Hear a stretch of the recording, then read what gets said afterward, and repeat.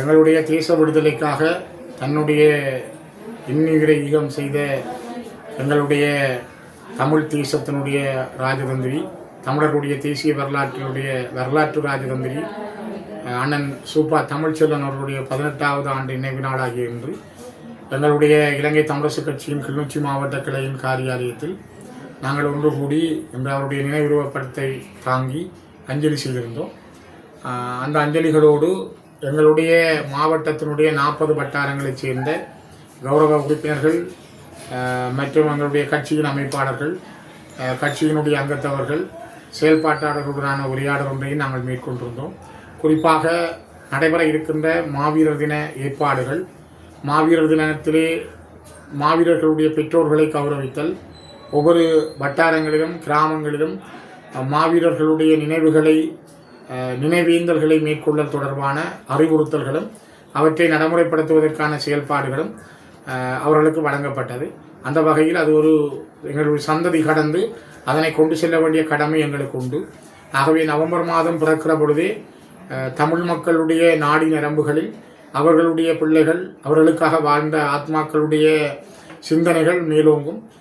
வருகிற நவம்பர் 21ஆம் தேதியிலிருந்து 27ஆம் தேதி வரை நவம்பர் மாவீரர்களுடைய வாரம் அனுஷ்டிக்கப்படுகின்ற நாட்களில் எழுச்சியாகவும் மக்களுடைய மனங்களை புரிந்தும் ஒழுங்குமுறைப்படி நாங்கள் ஒரு சீர்மிய அடிப்படையில் இந்த நிகழ்ச்சி திட்டங்களை ஒவ்வொரு கிராமங்களிலும் மேற்கொள்வதற்கான நிகழ்ச்சி திட்டங்களையும் அதற்கான நிகழ்ச்சி ஒழுங்குகளையும் இன்றைய தினம் அறிவுறுத்தி வழங்கி வைத்திருக்கின்றோம். ஆகவே அதன்படி வருகின்ற இந்த மாதம் தொடக்கம் துயிலும் இல்லங்களை துப்புரவு செய்தல், துயிலும் இல்லங்களில் விளக்கேற்றுவதற்கான ஏற்பாடுகளை மேற்கொள்ளுதல், 21ஆம் தேதியிலிருந்து 27ஆம் தேதி வரை 26ஆம் தேதி மாலை வரை பெற்றோர்களை கௌரவித்தல், அவர்களுக்கான கௌரவத்தை வழங்குதல், 27ஆம் தேதி மாவீரர் துயிலும் இல்லங்களுக்கு பெற்றோர்களை அழைத்து செல்லுதல், குறித்துடையவர்களை அழைத்து போன்ற விடயங்களுக்கான பேருந்து ஒழுங்குகள், இந்த விடயங்கள் இன்று கலந்துரையாடப்பட்டது. இதனை விட பிரதேச சபைகளுடைய பொறுப்புகளை எடுத்து இன்று கிட்டத்தட்ட 6 மாதங்கள் நெருங்குகிற பொழுது ஒவ்வொரு கிராமங்களிலும் ஒவ்வொரு வட்டாரங்களிலும் நடைபெற்ற வேலை திட்டங்கள், அதனுடைய முயற்சிகள் தொடர்பிலும் எம்மால் அவரோடு கலந்துரையாடப்பட்டது. குறிப்பாக பல வீதிகளுடைய பிரச்சனைகள், அந்த மக்கள் எதிர்பார்க்கின்ற அளவுக்கு எங்களால் எவற்றை கையாள முடியும் என்பதற்கான விடயங்கள் தொடர்பிலே பெரிய அளவிலே அந்த முயற்சிகளை நாங்கள் மேற்கொண்டிருந்தோம். இன்றைய கலந்துரையாடல் அதற்கானதாக அமைந்திருந்தது. தற்பொழுது பாராளுமன்ற உறுப்பினர்கள் தங்களை பாதுகாப்பு சொல்லி துப்பாக்கி அரசாங்கத்தில் கேட்கிறார்கள். அந்த வகையில நீங்களும் ஏதாவது துப்பாக்கிகள் கேட்டிருக்கிறீர்களா, அல்லது துப்பாக்கி கேட்பது பற்றி நீங்கள் என்ன சொல்றீங்க? நாட்டிலே ஒரு அச்ச சூழல் இருக்கிறது என்பதை ஜனாதிபதி கூட அறிவித்திருக்கிறார். ஏனென்றால் நீதிமன்றத்துக்குள் ஒருவர் நீதிபதிக்கு முன்னாலே சுட்டுக் கொல்லப்படுகின்றார். அதே போல விசாரணைக்கு வருகின்றவர்கள் அல்லது பிரதேச சபையினுடைய ஒரு தவிசாளர் தன்னுடைய கதிரையில இருக்கிற பொழுது அவர் சுட்டுக் கொல்லப்படுகிறார். போக்குவரத்து பாதைகளில் கூட எதுவும் நடக்கலாம் என்ற அச்சம் பல இடங்களிலே உண்டு. இந்த நாட்டிலே போதை வஸ்துக்கு எதிரான நடவடிக்கைகளை அரசாங்கம் மிக துல்லியமாக மேற்கொள்வது நாங்கள் வரவேற்கிறோம். அதற்காக நாங்கள் பூரண ஒத்துழைப்பை வழங்குவதாக பாராளுமன்றத்திலும் சரி பல இடங்களில் நாங்கள் வெளிப்படையாகவே சொல்லியிருக்கிறோம். ஏனென்றால் போதை வஸ்து பாவனை என்பது தனியே தென்பகுதிக்கோ சிங்கள மக்களுக்கு மட்டும் உரியதல்ல.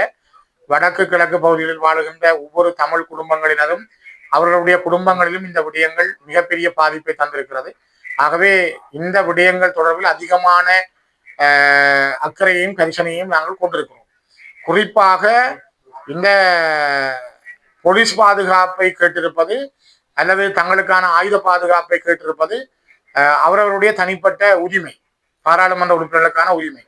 2010ஆம் ஆண்டில் நான் முதல் பாராளுமன்ற உறுப்பினராக சென்ற பொழுது எனக்கு ஒரு ரிவால்வர் தரப்பட்டது. அந்த ரிவால்வர் என்பது நான் பயன்படுத்தவில்லை. ஆனால் நான் அதனை திரும்ப ஒரு குறிப்பிட்ட ஆண்டுகளுக்கு பின்னர் நான் அதை திரும்ப ஒப்படைத்திருக்கிறேன். குறிப்பாக அவர்களுக்கான துப்பாக்கி என்றால் அதற்குரிய பயிற்சிகள் வழங்கப்பட வேண்டும்.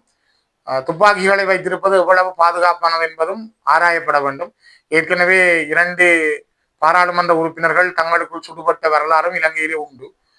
ஒருவர் இறந்து விட்டார், மற்றவர் தலையிலே வெடியோடு ஜெயிலே இருந்து விடுதலையாகி பிறகு ஜெயிலுக்கு சென்று வந்த வரலாறு எல்லாம் இலங்கையிலே உண்டு.